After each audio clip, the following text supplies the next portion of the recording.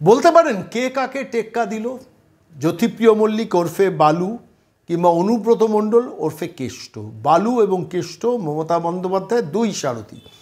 তৃণমূল কংগ্রেসের মমতা অভিষেক private limited কোম্পানির দুই অ্যাসেট ক্রিয়েশন। কিন্তু কে অ্যাসেট কেন্দ্রে পাঠাতো, অর্থাৎ মানে কলকাতায় পাঠাতো, আর কে অ্যাসেট নিজের কাছে বেশি রাখতো, সেইটা নিয়ে উত্তর চট করে বলে দেওয়া যায়। কেষ্ট কলকাতাকে স্যাটিসফাই রাখতো, বালু কিছুটা রাখতো না, অনেকটা নিজের জন্য রাখতো। এটাই হচ্ছে মূল ঘটনা। কে কাকে টেক্কা দিল, আমি আজকে এই প্রতিবেদনে এইটা নিয়ে এলাম। তার কারণ আপনারা জানেন অনুব্রত মণ্ডল, কেষ্ট মণ্ডল, তিনি ভুয়ো গ্রামের গরিব মানুষদের কাছে আধার কার্ড কালেক্ট করে সমবায় ব্যাংকে তাদের নামে অ্যাকাউন্ট খুলিয়ে তাদের অ্যাকাউন্টে কোটি কোটি টাকা বিভিন্ন খাদ্য দুর্নীতির টাকা তুলতো, গরুর টাকা তুলতো, জমা করতো এবং শেষ পর্যন্ত সেটা নিজের কাছে পাচার করতো।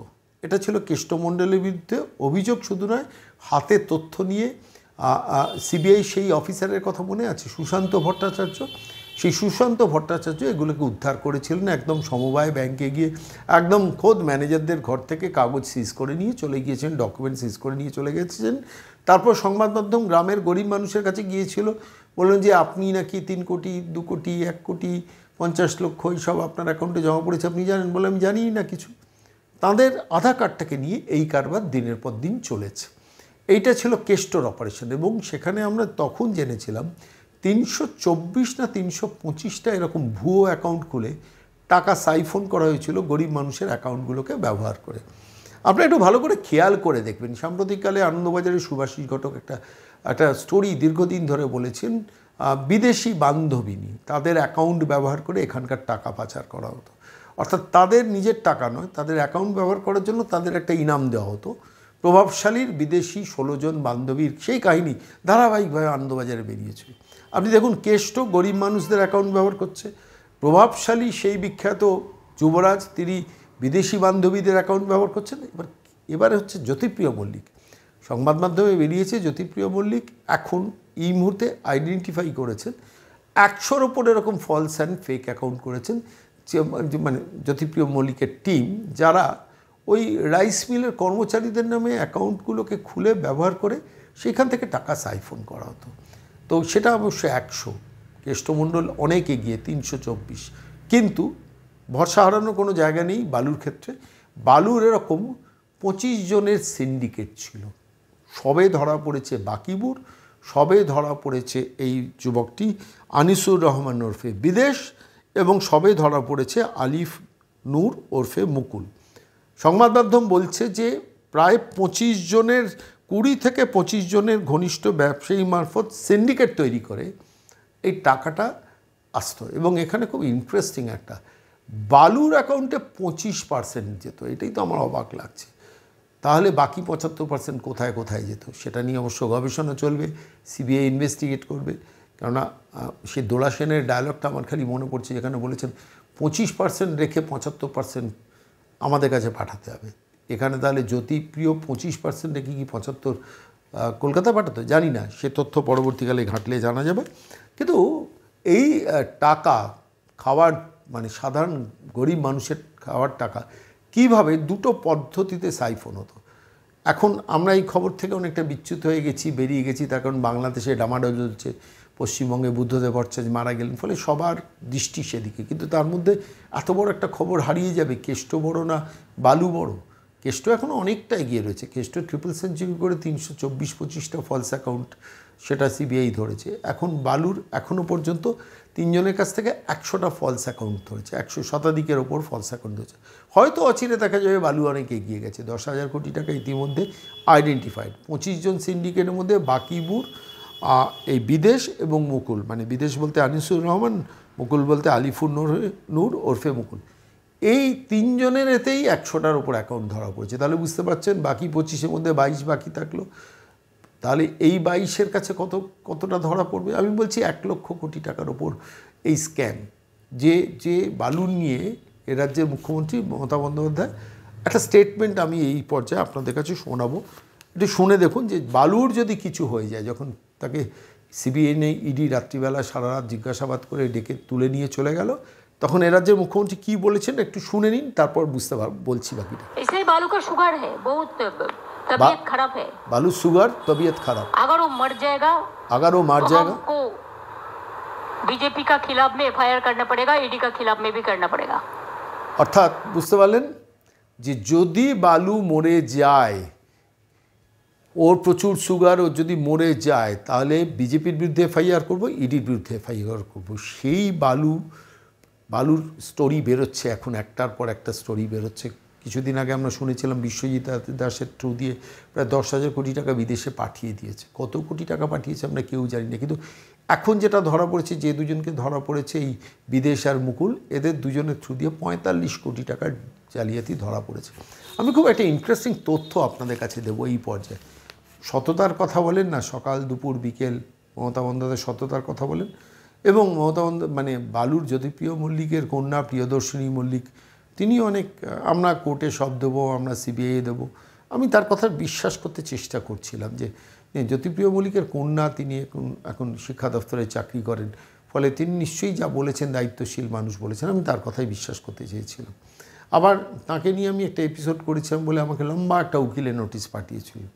তো আমি খুব ঘাবড়ে গিয়েছিলাম, বাবা জ্যোতিপ্রিয় মল্লিকের কন্যা একটি মানে ওই ব্রাত্য বসুর কোনো একটা দপ্তরে কোনো একটা দায়িত্বশীল পদে কাজ করেন, তো তিনি লিগ্যাল নোটিশ পাঠিয়েছিলেন। কিন্তু পরবর্তীকালে দেখলাম, আমি কি দেখলাম সেটা আপনাদের কাছে একটু পড়ে শোনাই। এটা পড়ে শোনালেই বুঝতে পারবেন যে মমতা বন্দ্যোপাধ্যায় যার সম্বন্ধে বলেছেন তার, মমতা বন্দ্যোপাধ্যায়ের কথা কতটা সত্যি। জ্যোতিপ্রিয় মল্লিকের যদি কিছু হয় আমি কিন্তু দেখে নেবো, বিজেপিকেও দেখবো, ইডিকেও দেখবো, এফআইআর করবো এবং ব্যবস্থা নেব।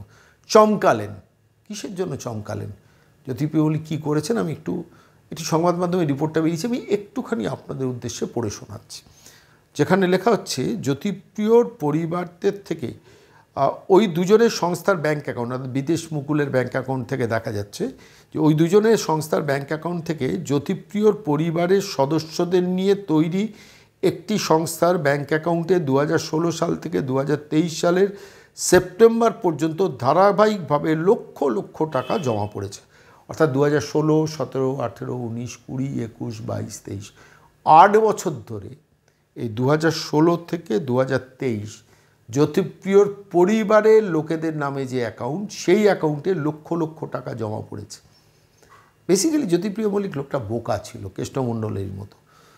কৃষ্ণমণ্ডল তিহারে গেছেন, জ্যোতিপ্রিয় তিহারের প্রেসিডেন্সি থেকে যাবেন কিনা আমি জানি না, কিন্তু প্রশ্নটা হলো যে এই 8 বছর ধরে তিল তিল করে টাকা গেছে। আচ্ছা, জ্যোতিপ্রিয় নয় জালিয়াতি করতেন, জ্যোতিপ্রিয়র পরিবারের নামে অ্যাকাউন্ট, পরিবারের সদস্যরা কেউ জানতো না, বিশ্বাসযোগ্য, বিশ্বাস করতে হবে। আমি বলছি জ্যোতিপ্রিয় পরিবারের সদস্যদের জিজ্ঞেস করছি, আপনাদের নামে অ্যাকাউন্ট, এই রিপোর্ট যদি ভুল হয় তাহলে সেই সংবাদ মাধ্যমের বিরুদ্ধে আপনারা মামলা করুন, এক।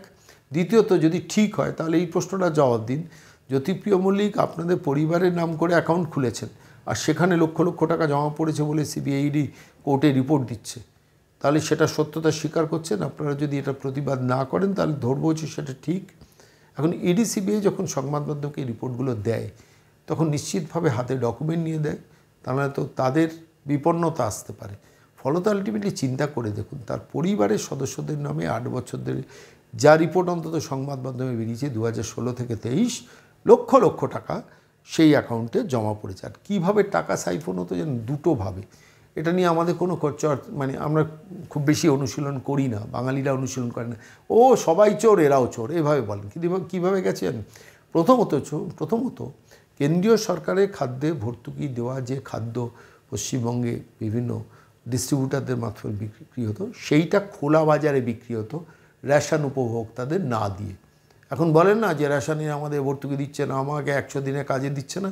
আর কিন্তু খেয়াল করে দেখুন, কেন্দ্রীয় সরকার যে ভর্তুকিটা দেয়, সেই ভর্তুকি প্রাপ্ত যে খাদ্যশস্য, সেইটাকে খোলা বাজারে বিক্রি করে তার একটা টাকা জ্যোতিপ্রিয় মল্লিক পেতেন, এক।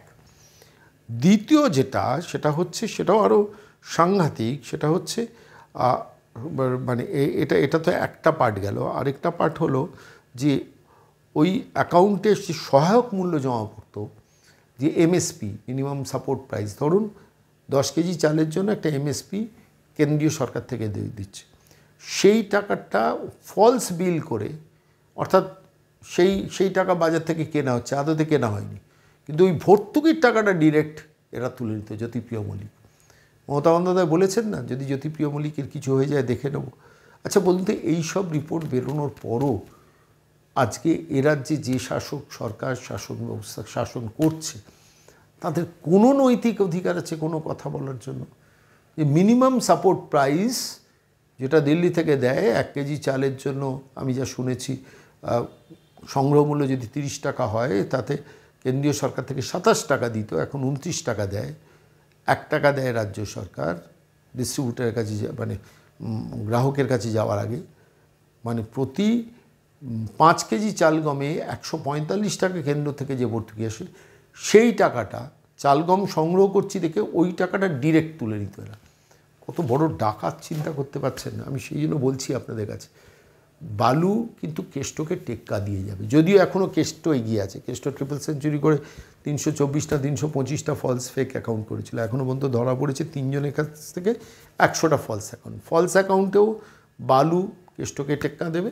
আর টোটাল ওভারঅল করাপশানে পশুখাদ্য কেলেঙ্কারি তো হেরে গেছে লালু প্রসাদ যাদব, বালু এখন অনেকটা দূর এগিয়ে গেছে। আমরা বাঙালিরা অলিম্পিকে মেডেল পাই না পাই, অন্তত আমরা এই ব্যাপারে মেডেল পেতে পারি, করাপশানের ব্যাপারে। যে সেইখানে দাঁড়িয়ে জ্যোতিপ্রিয় মল্লিক এখন যে স্টেজে রয়েছেন, যা করাপশান দেওয়া রয়েছে, বাকিবুর, বিদেশ, মুকুল, এই 3 জনের কাছ থেকেই ইতিমধ্যে এতটা আইডেন্টিফাইড। এইবার দেখুন বারিক বিশ্বাস এখনও পর্যন্ত কিন্তু জিজ্ঞাসাবাদের মধ্যে আসেননি। আর সংবাদ মাধ্যম বলছে 25 জনের সিন্ডিকেট। 3 জনে যদি এই কারবার হয়, 10,000 কোটি টাকা আইডেন্টিফাইড হয়, এবার ভেবে দেখুন তো 25 জনে কত হতে পারে। আমি তো আপনাদের অনেক আগেই বলেছি 1 লক্ষ কোটি টাকা ছাড়িয়ে যাবে। খুব অস্বাভাবিক নয়, কিন্তু মিলিয়ে নেবেন। শেষ পর্যন্ত সমস্ত স্ক্যামটা এক্সপোজ করুন, একটু এডিসি বেকে এদিন সময় দিন। আমার নিজের ধারণা একটা 1 লক্ষ কোটি টাকার উপর পশুখাদ্য কেলেঙ্কারি এগিয়ে যাবে। তখন কিন্তু কেষ্ট অনেকটা পিছিয়ে পড়বেন, এগিয়ে যাবেন বালু।